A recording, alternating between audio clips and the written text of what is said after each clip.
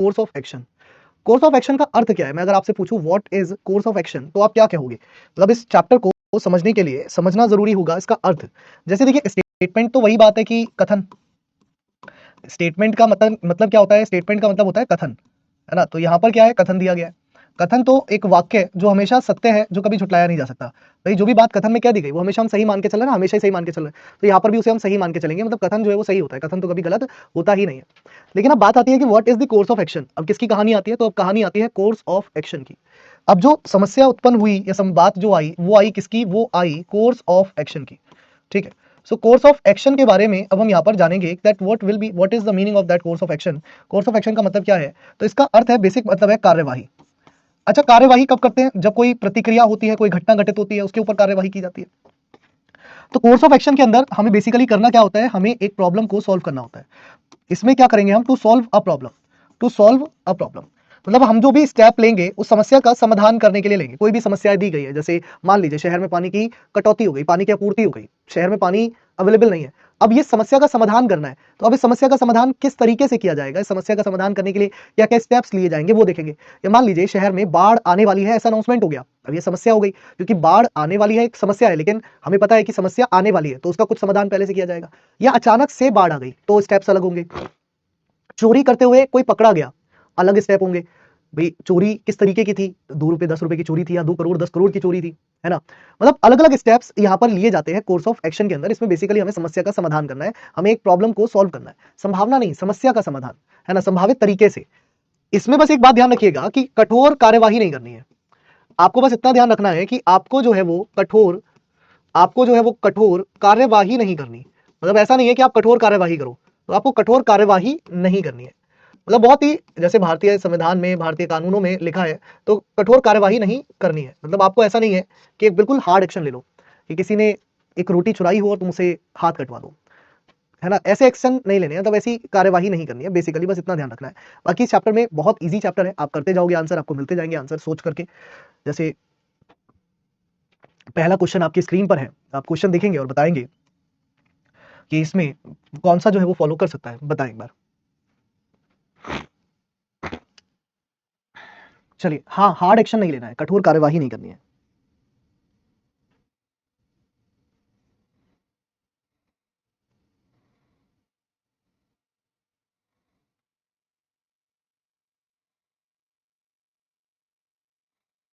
एक व्यक्ति के बटुए को चुराने का प्रयास करते हुए एक 10 साल का लड़का बस में फंस गया। कह रहा है कि अ 10 year old boy was caught in a bus while attempting to steal the wallet of a person। कह रहा है एक व्यक्ति के बटुए को चुराने का प्रयास करते हुए 10 साल का लड़का फंस गया, बस में पकड़ा गया।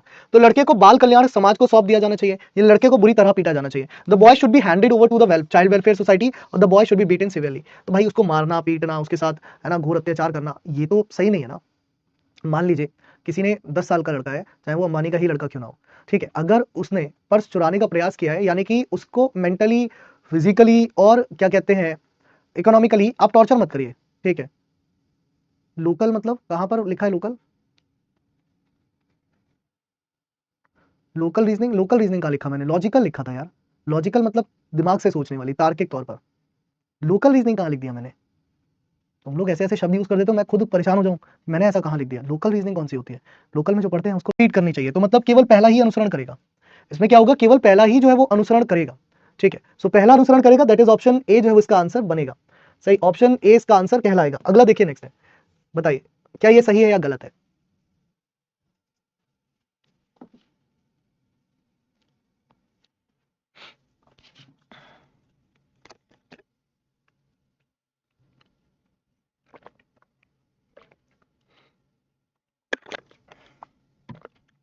रमन कुमार, मैं ठीक हूं, आप कैसे हैं?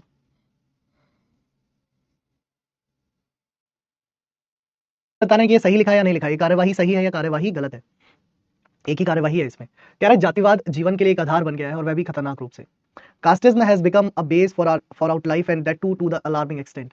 कह रहा है अंतरजातीय विवाह को बढ़ावा देने के लिए कानून पारित किया जाना चाहिए, ऑलरेडी पारित किया गया है। और इवन बहुत सारे गवर्नमेंट जो है वो फायदे भी देती है जब आप अंतरजातीय विवाह करते हैं, है ना। मतलब कास्टिज्म के अकॉर्डिंग अगर बात करूं तो कास्टिज्म की अगर टीम बात करूं तो जनरल कैटेगरी में अगर SC ST से विवाह किया जाता है तो वहां पर गवर्नमेंट बहुत सारे फायदे भी देती है, ठीक है। तो ये होता है ऐसे ही OBC और SC ST में, तो वही कहते हैं ना कि ऐसा कानून पारित किया गया है ताकि अंतर जातीय विवाहों को बढ़ावा दिया जा सके, और अंतर जातीय विवाहों को बढ़ावा देने से कहीं ना कहीं फायदा मिलेगा जातिवाद कम होने में, ऐसा सरकार का मानना है। पर सरकार खुद भी नहीं चाहती कभी भी कि जातिवाद खत्म हो, क्योंकि अगर जातिवाद जिस दिन खत्म हो गया उस दिन सरकार को वोट मिलना बंद हो जाएंगे, है ना। मैं आपको बता दूं, लेकिन जातिवाद से ज्यादा खतरनाक है जो, वो है पैसा। बहुत कड़वी सच्चाई है, आने वाले 10 साल में आप लोगों को फील होने लगेगा, क्योंकि पहले क्या था, अगर आज से 20 साल पहले भी जाओगे तो लोग पढ़ नहीं पाते थे, ठीक है, लोगों को पढ़ने की सुविधाएं नहीं थी। आज हर एक इंसान पढ़ रहा है, चाहे उसके पिता मजदूरी करते हों, चाहे उसके पिता भाई साहब एक अच्छी नौकरी करते हो, हर कोई अपने बच्चे को पढ़ा रहा है। अब मैं आपको एक बस 2 मिनट इसमें समझाऊंगा, क्योंकि ये डीप क्वेश्चन है, ऐसे क्वेश्चंस कई सारे बनते हैं एग्जाम में, तो हर क्वेश्चन का कॉन्टेस्ट अलग होगा। जैसे इसमें तो ये वाली बात सही है, कई बार क्वेश्चन को घुमा के पूछेगा, तब आप आंसर कैसे दे सकते हैं। मैं आपको 2-3 चीजें समझा रहा हूं, 2 मिनट में आपको लूंगा, 2 मिनट के अंदर आपकी बहुत सारी चीजें क्लियर करूंगा, क्योंकि आपके माइंड्स को क्लियर करना भी एक टीचर का काम है। टीचर का काम सिर्फ एग्जाम निकलवाना नहीं है, आपके माइंड्स को क्लैरिटी देना भी काम है। जातिवाद से ज्यादा खतरनाक है जो कहते हैं ना ये पैसा, है ना, पैसा। पैसा क्यों खतरनाक है, आप, मैं एक छोटा सा एग्जाम्पल लूंगा, एक बहुत ही मतलब मान लीजिए SC कैटेगरी पर लेके जा करके, मान लीजिए आप SC कास्ट में, SC कैटेगरी में आप बिलोंग करते हैं, है ना। आपके पिता IAS है और एक के पिता जो है वो क्या करते हैं, मान लीजिए एक के पिता जो है वो ठेला लगाते हैं, ठीक है। एक पिता IAS है और एक पिता ठेला लगाते हैं। सेम चीज मैं जनरल में लेके जाऊंगा, एक के पिता IAS है और एक के पिता ठेला लगाते हैं। वैसा तो है नहीं कि जनरल वाले ठेला नहीं लगाते भैया, है ना। ये दोनों बहुत अच्छे दोस्त होंगे, याद रखिएगा, ये दोनों बहुत अच्छे दोस्त होंगे और ये दोनों बहुत अच्छे दोस्त होंगे, लेकिन इनका आपस में कोई मतलब नहीं होगा, इनका आपस में कोई रिलेशन नहीं होगा, कोई भी रिलेशन नहीं। ये व्यक्ति इस व्यक्ति को कभी भी अपने पास नहीं बैठाना चाहेंगे और ये व्यक्ति इस व्यक्ति को भी कभी अपने पास नहीं बैठाना चाहेंगे, सामान्य जाति में होने के बावजूद। ये अंतर है पैसे का अंतर, जो आप आज नहीं, आज से 10 साल बाद बहुत ज्यादा देखने वाले हैं। अभी आपने सुना होगा कि सुप्रीम कोर्ट ने एक मतलब SC ST में भी एक क्रीमी क्लियर का कानून लाने की बात रखी थी, पारित की थी, जिसका विरोध पता है किसने किया, जिसका विरोध इनने किया। इसका विरोध इन्होंने नहीं किया, क्यों नहीं किया, इन्हें तो पता है ना कि हम तो ऑलरेडी IAS बन चुके हैं, हमारे पास तो ऑलरेडी पैसा है, हम तो अपने बच्चों को ऑलरेडी अच्छी कोचिंग दे करके उसे भी IAS बना देंगे, तो हम क्यों आरक्षण से हटे, मतलब इसे हम क्यों विरोध करें, क्रीमी लेयर वाला। तो वो विरोध भी किसने किया, इसने, जिसको इसकी सबसे ज्यादा जरूरत है, जिसको इसकी सबसे ज्यादा जरूरत है, उसी से विरोध करवाया गया, क्योंकि ये लोग सड़कों पर नहीं उतरते हैं, ये बहुत इंटेलेक्चुअल पर्सन है, या कोई नेता है तो वो बहुत इंटेलेक्चुअल है, वो कभी सड़कों पर नहीं उतरेगा। सड़क पर कौन उतरेगा, जो ठेला चला रहा है। तो विरोध भी इनसे ही कराया जाता है ना, ताकि हम पे तो कोई असर ही ना पड़े। हमारे पास देखो भाई, मेरे पास पैसा है तो मैं अपने बच्चे को IAS की तैयारी करा सकता हूं, मैं 1 लाख 2 लाख 3 लाख रुपए की कोचिंग उसको करा सकता हूं, सिंपल सी बात है। अब मैं चाहे कितने ही चीजों का फायदा उठा लूं, ये फायदा नहीं उठा पाएगा, ये 2 लाख 3 लाख की कोचिंग नहीं करा पाएगा, इसको रिजर्वेशन के बाद भी इसके बच्चे को ना कहीं ठेला लगाना पड़ जाएगा। तो ये अंतर है, और ये अंतर आज हमें नहीं लगता, क्योंकि अभी हम वही, अभी हमारी जो हमारे से ऊपर वाली जनरेशन है, हमारे माता पिता वाली, वो अभी भी जातिवाद में अटकी हुई है, ठीक है, अटकी हुई है, मानो या ना मानो। हमारी तुम्हारी वाली जनरेशन जो है उसमें से 30-40% बाहर निकले, हमें 60% अटके हुए हैं। लेकिन जो हमारी बाद वाली जनरेशन आएगी उसको ये समझ आ जाएगा, मतलब जो हमारे बच्चे 20 साल के होंगे, 15 साल के होंगे, उसे समझ आ जाएगा कि यार ये तो कभी दोस्त हो ही नहीं सकते, ये तो कभी दोस्त हो ही नहीं सकते, कभी हो ही नहीं सकते दोस्त। दोस्त हमेशा ये हो सकते हैं, दोस्त हमेशा ये हो सकते हैं। तो ये मैटर ही नहीं करता, मैटर कौन करेगा, मैटर करेगा ये आने वाले 10 से 15 साल बाद, जिस पे पैसा होगा उसका बोलबाला होगा, ठीक है, ये मान लीजिए। तो अगर आप आज भी, मैं देखता हूं ना कुछ बच्चे इस पे इंस्टाग्राम पर, कुछ बच्चे फेसबुक पर आपस में लड़ते हैं जातिवाद को लेकर के, पैसे को लेकर के लड़ो दोस्त, क्योंकि पैसा कमाना है, मेन है पैसा, ये बात ध्यान रखना, नहीं तो कोई भी फायदा नहीं मिलेगा, कोई भी फायदा नहीं मिलेगा। पैसे वाले का बच्चा ही, वो कहते हैं ना, जबकि ये डायलॉग है कि अब राजा का बच्चा राजा नहीं बनेगा, लेकिन कड़वी सच्चाई ये है, आज के टाइम में राजा का बच्चा ही राजा बन रहा है। पैसा बहुत सारा लगाएगा 3 लाख, क्योंकि ज्यादा डीप को देखो नहीं मत देखो, वो एक एग्जाम्पल है ना, और भी बहुत सारे एग्जाम्पल है ना। टीना डाबी को भी देख सकते हो आप, जय शाह कोई नहीं, और टीना डाबी के माता पिता दोनों ही मतलब अच्छी पोस्ट पे हैं, शायद फादर तो उनके जो है वो UPSC ही है। वो मैटर थोड़े, बच्चा डॉक्टर के पीछे लड़के को गुस्से, सो यहाँ पर ये गलत है, बिल्कुल गलत है, ऐसा नहीं करना चाहिए, ठीक है। अगला देखिए, नेक्स्ट है, अगले में बताएं क्या हो सकता है पॉसिबिलिटीज, करें इसका आंसर। रोहित कुमार, ऐसा आप इसलिए बोल रहे हो क्योंकि पैसे की कमी है, अगर पैसा होता तो आप शायद ये बात नहीं बोलते। अगर आपको ये लगता है कि बच्चा सिर्फ पढ़ने वाला होगा तभी उस पर पैसा लगाया जा सकता है, ये भी बहुत सोच गलत है। द रीजन इज, मेरे एक सामने का एग्जाम्पल है, मेरे चाचा जी हैं, वो एडवोकेट है, उनके घर के सामने एक और वकील साहब रहते हैं, बड़े वकील साहब रहते हैं। उनका लड़का 10th में साइंस में फेल हुआ, उनका लड़का 12th में फिर केमिस्ट्री जने फिजिक्स में फेल हुआ, और वो अभी MBBS कर रहा है देहरादून के किसी कॉलेज से। 75 लाख रुपए शायद उसका डोनेशन लगभग गया था। पैसा है तो कुछ भी है।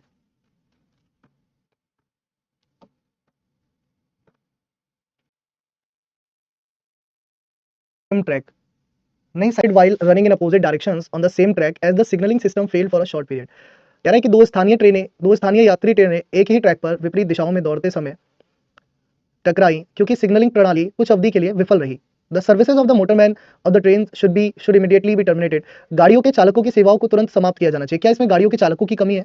मुझे तो नहीं लगता कि इसमें गाड़ियों के चालकों की कमी है। ठीक है, तो गाड़ियों के चालकों की तो कोई कमी नहीं है, मतलब पहला वाला तो गलत है, पहला वाला तो गलत है, ये तो बिल्कुल ही गलत है। दूसरे में कह रहा है the government should immediately constitute a task force to review the functioning of the signalling system. बिल्कुल सही बात है, टास्क फोर्स का गठन कीजिए जो सिग्नलिंग सिस्टम प्रणाली को दुरुस्त करे, ताकि जो क्या कहते हैं ट्रेनें हैं वो चल पाएं अपने समय से, है ना। तो सिग्नलिंग सिस्टम के कामकाज की समीक्षा के लिए सरकार को तुरंत एक टास्क फोर्स का गठन करना चाहिए। तो मतलब ये बात बिल्कुल सही है, बी ऑप्शन सही होगा इसका, है ना, कि if only conclusion second follows, if only conclusion second follows that is the B option, इसका बिल्कुल सही है।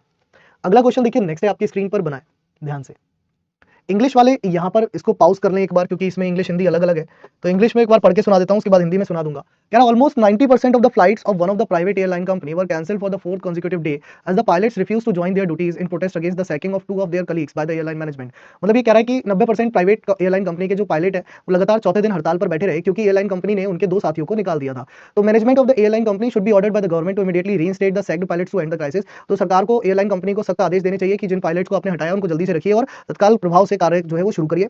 यार the government should immediately take steps to end the impasse between the management and pilots. और यहाँ पर दूसरे में कह रहा है कि सरकार को पायलट और कंपनी के बीच में मध्यस्थता करने के लिए तत्काल रूप से आगे आना चाहिए, है ना। हिंदी वाले हिंदी में पढ़ लीजिए, बताइए। हिंदी वाले हिंदी में पढ़ लीजिए, बताइए इसका आंसर जल्दी से क्या होगा। हिंदी वाले हिंदी में पढ़ लीजिए इसको, बताइए इसका आंसर क्या बनेगा, जल्दी से फटाफट से।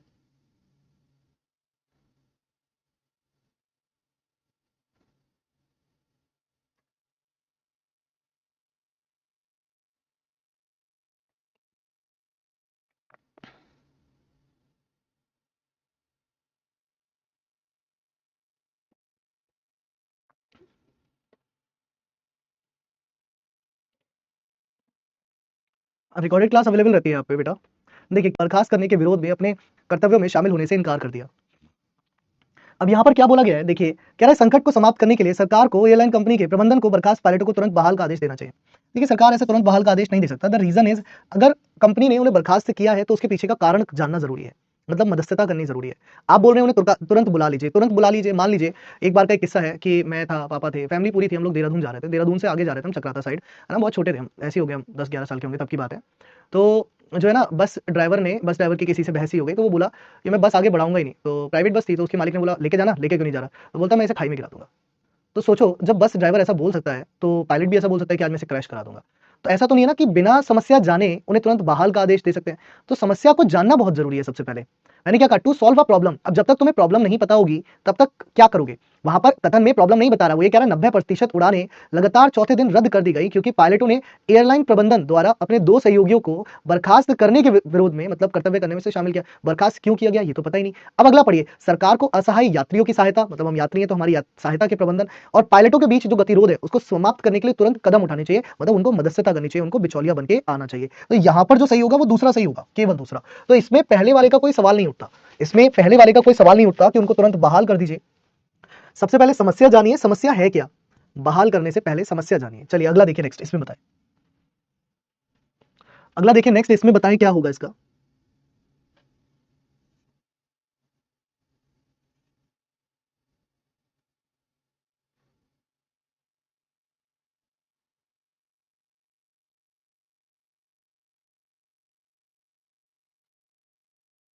अगम देवगन, हाँ भाई हूं, क्या हो गया।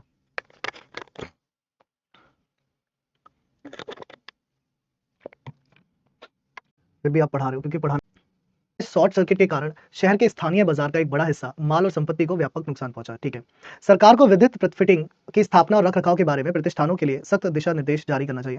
The government should issue strict guidelines for all establishments regarding installation and maintenance of electrical fitting. तभी तो कहते हैं ना, आईएसआई मार्क वाले जो है वो प्रोडक्ट लेने चाहिए। आईएसआई मार्क वाले जो प्रोडक्ट हैं वो लेने चाहिए, डेफिनेट लेने चाहिए। आईएसआई मार्क वाले ही प्रोडक्ट्स को प्रेफर किया जाता है, इसलिए पहला बात बिल्कुल ठीक है। यानी सरकार को शहर के बाहर सभी बाजारों को स्थानांतरित करना चाहिए। देखिए, स्थानांतरण करना एक सोल्यूशन नहीं है, वहां पर भी तो फायर लग सकता है, वहां पर भी तो शॉर्ट सर्किट हो सकता है, वहां पर भी तो आग लग सकती है, वहां पर भी तो माल और संपत्ति को नुकसान पहुंच सकता है। तो मार्केट को बाहर कर देना शहर से तो लोगों के लिए परेशानी बन सकता है ना। तो यहाँ पर जो दूसरा वाला है वो सही नहीं है, पहला वाला सही है, दूसरा वाला सही नहीं है। तो इसका जो आंसर है दैट इज ऑप्शन 1 फॉलो, तो option A is the right answer. अगला क्वेश्चन नेक्स्ट है, अगला क्वेश्चन है नेक्स्ट है आपकी स्क्रीन पर, बताएं। अगला क्वेश्चन देखिए, नेक्स्ट है आपकी स्क्रीन पर, बताएं।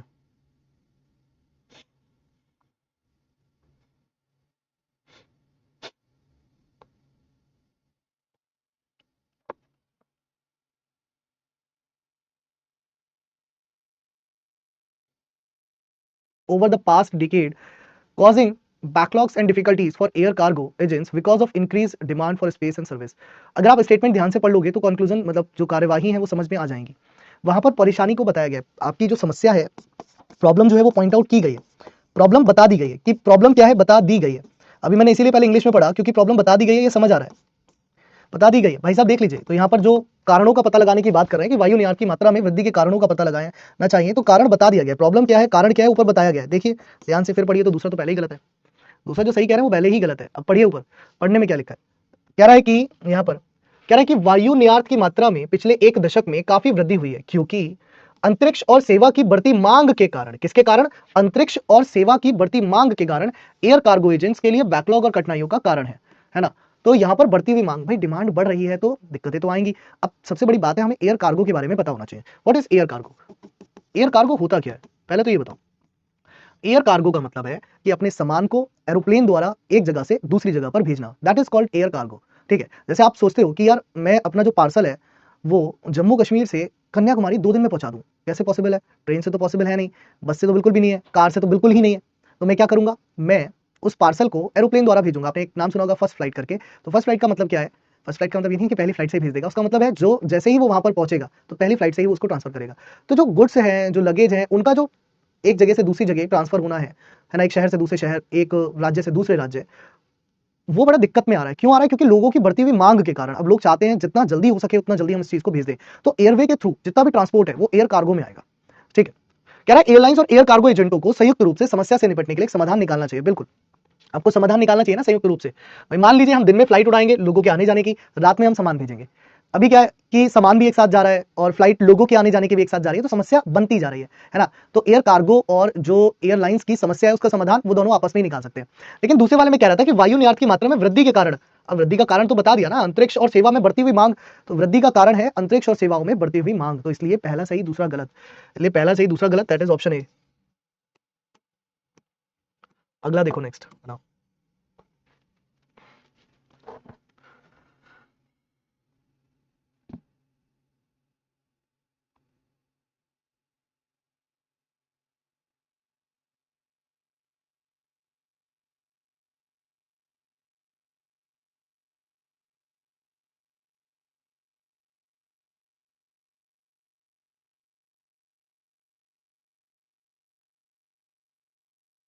stopped it due to the loss of water because of leakage in pipes and supplying water. यार थोड़ा सा ध्यान से सुनना। पानी की आपूर्ति करने वाले पाइपों में रिसाव के कारण, पानी के नुकसान के कारण शहर के कई हिस्सों में पेयजल आपूर्ति बाधित हो गई। अब एक बात सोचना, एक नॉर्मल सी बात सोचना है, कहना क्या चाह रहा है। आपके घर में पीने का पानी आता है, सरकारी पाइपलाइन से आता है ना। कई लोग समरसेबल लगवा लेते हैं, है ना। समरसेबल वैसे नहीं लगवानी चाहिए घर के अंदर, क्योंकि उससे ना पानी की बहुत बर्बादी होती है, तो बट फिर भी लगवाते हैं लोग। तो वो कह रहा है कि पीने का पानी जो है ना, जो सरकारी पाइपलाइन से आ रहा है, पाइपलाइन टूटने की वजह से थोड़ा सा बाधित हो गया। तो अब इसके लिए सरकार को मामले की जांच का आदेश देना चाहिए, है ना। पहला जो सही कह रहे हैं, सरकार को इसकी जांच करानी चाहिए, आखिर ये टूटा कैसे, इसके टूटने का कारण क्या रहा। ओहो, ये 90 डिग्री एंगल पर टूटा है, अच्छा। इसकी तो भाई साहब संसदीय बैठक बैठानी चाहिए। इसके लिए तो प्रधानमंत्री मोदी जी आएंगे, वो देखेंगे भाई कि पाइप जो टूटा है वो टूटा किधर से। ओ, ये तो बाइक उतरने की वजह से टूटा, अच्छा ये इन्होंने तोड़ा है, तो इन पर कानूनी कार्रवाई करो, इन्हें 10 साल की जेल भेजो जी। कैसी बातें कर रहे हो यार। मतलब पाइप एक टूटा है, तुम्हें सॉल्यूशन करना है या प्रॉब्लम्स बढ़ानी है? अरे वो पाइप टूटा जो है, वो पानी का पाइप टूटा, उसे सही करवाओ यार। लोकल अथॉरिटी का काम है वो, तो जो एमडीए नगर निगम होते हैं, जो तुम्हारी डेवलपमेंट अथॉरिटी होती है, म्युनिसिपल कॉर्पोरेशन होता है, उसका काम होता है उसको सही करवाना। ठीक है, तो वहां पर सरकार मामले की जांच के आदेश थोड़ी ना देगी कि भैया गवर्नमेंट इंक्वायरी बैठाएगी कि आखिर ये टूटा कैसे, किसने तोड़ा, अब इसे कितने साल की सजा होगी, इसे 10 साल की फांसी की सजा दे दो। ऐसे थोड़ी ना होगा यार, है ना जी। नागरिक निकाय, नागरिक निकाय कौन होता है? जैसे नगर निगम। नागरिक निकाय कौन होता है? जैसे नगर निगम, या दिल्ली के अंदर अगर बात करोगे तो म्युनिसिपल कॉर्पोरेशन या एमसीडी जैसे कहते हो आप। ठीक है, को नुकसान का आकलन करने, मतलब कितना नुकसान हुआ, और प्रभावी कदम उठाने के लिए तथ्य खोजने वाले स्थापित करने चाहिए। एक टीम भेजे और उसको सही कराए, बात खत्म हो गई। तो सेकंड वाला सही होगा इसमें। कहां दिमाग लगाते हो यार, क्यों नैन्सी? भाई म्यूनिसिपैलिटी जो है वही तो सोचेगी। अब इसके लिए मोदी जी थोड़ी ना बैठक बैठाएंगे कि भैया पानी की टंकी टूट गई, टूट गई, अब तो कैसे टूटी बताओ भाई, बैठक बैठाओ इस पे, सारे मंत्रीगणों को बुलाया जाए, है ना। मोदी जी, अमित शाह सब बैठेंगे, इस पर चर्चा करेंगे कि भाई टूटी कैसे है टंकी। ऐसा थोड़ी ना होता है यार, थोड़ा सा तो सोच लिया करो।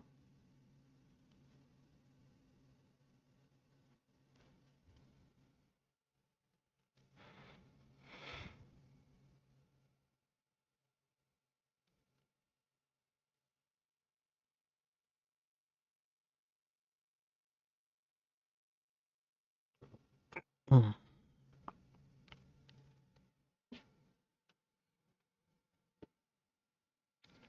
रहा number of school children in the local school have fallen ill after the consumption of their, सब स्कूली बच्चे बीमार पड़ गए। मान लीजिए पीडब्ल्यू भी हमें फूड प्रोवाइड करता है ना, और पीडब्ल्यू तो खैर फ्री ऑफ कॉस्ट प्रोवाइड करता है, so it is not subsidise. Subsidise का मतलब होता है कुछ पैसा आप दोगे, कुछ स्कूल अथॉरिटी देगी, है ना। पीडब्ल्यू मान लीजिए फ्री फूड प्रोवाइड करता है, लंच और ब्रेकफास्ट। मान लीजिए उसे खाने से कई लोग बीमार पड़ गए, तो क्या वहां पर यह स्टेप लिया जाना चाहिए कि तत्काल प्रभाव से इसे बंद ही कर देना चाहिए, हम लोगों को खाना नहीं खिलाएंगे, या वहां पर जो गुणवत्ता सुधार में काम करना चाहिए तो गुणवत्ता सुधार में काम करना चाहिए? तो यही क्वेश्चन है यार, है कि सभी स्कूलों की टिफिन सुविधा तत्काल प्रभाव से बंद कर देनी चाहिए। यार टिफिन सुविधा बंद करना सॉल्यूशन थोड़ी ना है। What is the solution? कि गुणवत्ता प्रणाली बनाई जाए, है ना। सरकार को स्कूल द्वारा प्रदान किए गए टिफिन की गुणवत्ता को प्रमाणित करने के लिए एक प्रणाली लागू करनी चाहिए। मतलब क्या कि सबसे पहले उस खाने को वो इंसान खाएगा जो वो बना के लाया है, मतलब रसोईया। फिर उस खाने को स्कूल का प्रिंसिपल खाएगा, फिर उस खाने को टीचर खाएगा। जब ये तीनों लोग सही रहेंगे तो चौथा बच्चा जो होगा, वो कंज्यूमर, वो बच्चा होगा, मतलब जो स्टूडेंट होगा, उसको चौथे नंबर पर खाना दिया जाएगा। तो ये गुणवत्ता प्रणाली जो है वो लागू की गई, और ऐसा लागू किया गया मिड डे मील में। ऐसा लागू किया गया मिड डे मील में। पहले क्या होता था, मिड डे मील खाकर के जनरली बच्चे बीमार पड़ जा रहे थे, है ना। बहुत ज्यादा केसेस सामने आने लगे थे अचानक से कि बच्चे बहुत ज्यादा बीमार हो रहे हैं। मैदा की रोटी दिक्कत देती है, आटे की दिक्कत नहीं है, कोई बात, प्रिंसिपल भी खुश। तब जो है अगला क्वेश्चन नेक्स्ट है, बनाए।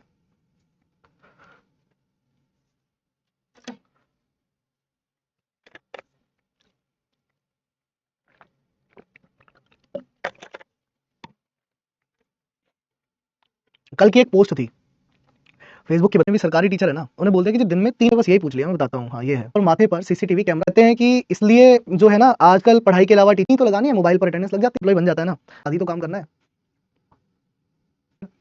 ये हाल जिम्मेदार जो है ना वो पुराने, है ना, उत्तर प्रदेश में खास करके जो अपना ये है ना, क्या नाम है, 1,10,000 करोड़ का हो गया। क्यों हो गया? काम ही नहीं करके दिया लोगों ने पिछले 20 सालों में, तभी तो नुकसान हो गया ना इतना। तो अब भैया कोई भी चीज नुकसान में क्यों चलाओगे? कल तुमने कंपनी खोलोगे, तुम तो खड़ा करके इनकी कुटाई करनी चाहिए। Heavy damage to standing crops in most of the state. कह रहा है राज्य विधानसभा चुनाव से ठीक पहले अक्टूबर के दौरान राज्य में भारी बारिश हुई और राज्य के अधिकांश हिस्सों में खड़ी फसलों को भारी नुकसान हुआ। स्टेटमेंट को समझने की बहुत प्यारे से कोशिश करिएगा, ठीक है। पिछले क्वेश्चन का पोल नहीं लगाया था क्या मैंने? दे दिया था ना पिछले क्वेश्चन का तो आंसर, ये इस क्वेश्चन का था ना ये तो। क्यों? मुझे ध्यान नहीं है भाई, चलो फिर दे देता हूं। अच्छा पिछले क्वेश्चन का नहीं दिया था, चलो इस क्वेश्चन का फिर लगा देता हूं। तो कह रहा है कि राज्य विधानसभा चुनाव से ठीक पहले अक्टूबर के दौरान राज्य में भारी बारिश हुई और राज्य के अधिकांश खड़ी फसलों में नुकसान हुआ। उम्मीदवारों को प्रचार करने का अवसर देने के लिए चुनाव स्थगित कर दिया जाना चाहिए। अच्छा एक बात बताइए, मतलब बारिश की वजह से चुनाव स्थगित थोड़ी ना करेंगे कि प्रचार नहीं हो पाया जी अब चुनाव स्थगित कर दो। प्रचार प्रसार आप करते रहिए, उसका चुनाव से कोई लेना देना नहीं, ठीक है। तो ये पहला तो गलत है। दूसरा कह रहा है सरकार को प्रभावित लोगों के लिए राहत पैकेज की घोषणा करनी चाहिए। ये सरकार का सबसे मुख्य काम है, क्योंकि बाढ़ आने से प्रचार नहीं हुआ इससे इतना फर्क नहीं पड़ेगा, लेकिन, है ना, लेकिन जिस व्यक्ति की फसल खराब हुई है, उसको नुकसान हुआ है, तो वहां राहत पैकेज की घोषणा करनी चाहिए। किसको? सरकार को, है ना। तो इसका जो है वो बी ऑप्शन होना चाहिए, क्योंकि खड़ी फसलों को नुकसान पहुंचा है ना। अरे यार तुम्हारा प्रचार प्रसार नहीं हो पाया, वो नुकसान वाली चीज थोड़ी ना है, खड़ी फसलों को नुकसान पहुंचा, ये नुकसान वाली चीज है। तो यहाँ जो कोर्स ऑफ एक्शन लिया जाएगा वो बी ऑप्शन लिया जाएगा, बट सच्चाई है काम दोनों ही होंगे, गारंटीड। ठीक है, चलिए अगला क्वेश्चन देखिए, नेक्स्ट है, बनाए।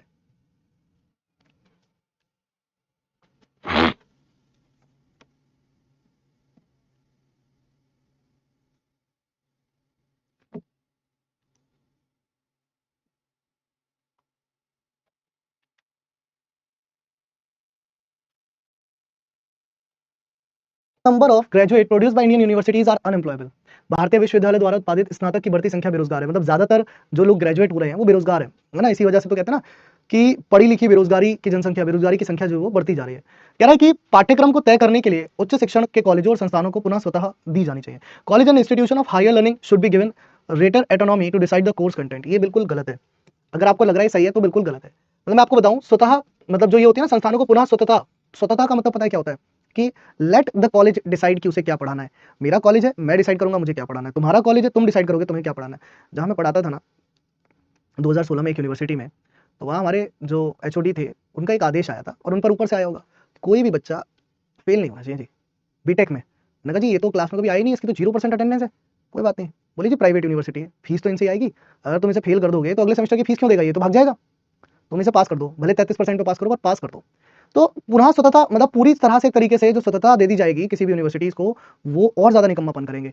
अगर पाठ्यक्रम तय किया जाएगा सेंट्रल यूनिवर्सिटी द्वारा, लेकिन वो इस बात को ध्यान रखते हुए कि वहां पर स्किल डेवलपमेंट हो। आपने देखा होगा पीडब्ल्यू आजकल बहुत सारे स्किल डेवलपमेंट कोर्सेज ला रहा है। क्यों ला रहा है? क्योंकि पीडब्ल्यू चाहता है कि आपका स्किल डेवलपमेंट हो, है ना। ऐसे ही हमारी सरकार ने भी एक वो योजना नहीं लेके आए थे स्किल डेवलपमेंट पर, है ना, प्रधानमंत्री स्किल योजना जो लेके आए थे, स्किल डेवलपमेंट योजना। तो वो इसलिए तो कि देश में स्किल डेवलपमेंट की जरूरत है। कभी भी किसी को भी ऑटोनॉमस दे दिया ना, हर कॉलेज को अपने मन से पढ़ाएंगे फिर वो। कह रहा विश्व स्तर के विदेशी विश्वविद्यालयों को भारत में परिसर स्थापित करने के लिए प्रोत्साहित किया जाना चाहिए। मतलब ये कह रहा है जी ऑक्सफोर्ड यूनिवर्सिटी भारत में ले आओ। क्यों, भारत की आईआईटी कम है क्या? आईआईटी की संख्या बढ़ाओ, जो आईआईटी ग्रेजुएट होकर के बच्चे निकल रहे हैं उनसे क्यों आईआईटी में पढ़ाएं, पढ़ाने में तो पैकेज दो ना। अब एक बात बता आपको, टीचर बहुत कम लोग क्यों बनते हैं? कम लोग टीचर क्यों बनते हैं? हाँ, पीएमकेवीवाई जो आई थी, प्रधानमंत्री कौशल विकास योजना, ठीक है, वो इसीलिए तो आई थी। तो टीचर लोग कम क्यों बनना चाहते हैं? आईआईटी से पास आउट लोग, आपने देखा कभी आईआईटी में पढ़ाना नहीं जाना चाहते? क्यों नहीं जाना चाहते? वो हमेशा फॉरेन जाना चाहेंगे। क्यों जाना चाहते? अरे भारत में लोग पैसे नहीं देना चाहते, भारत में लोग पैसे नहीं देना चाहते। तो आदमी सोचता है क्यों टीचर बनना, आईआईटी से हमने पढ़ाई कर ली, भले हम आईआईटी में फिर पढ़ाना नहीं चाहते, हम दूसरी जगह जाना चाहते हैं, जबकि हमें स्किल्स है, हम पढ़ा सकते हैं। टीचर्स की सैलरी सभी, तो डी ऑप्शन होगा, गलत है सब, ठीक है। चलिए जी, तो फिर इतना ही है कोर्स ऑफ एक्शन आपका। आपको बिना पेन पेपर उठाए चीजों को समझ में आना चाहिए। मीन्स चाहे वो आर्ग्यूमेंट हो,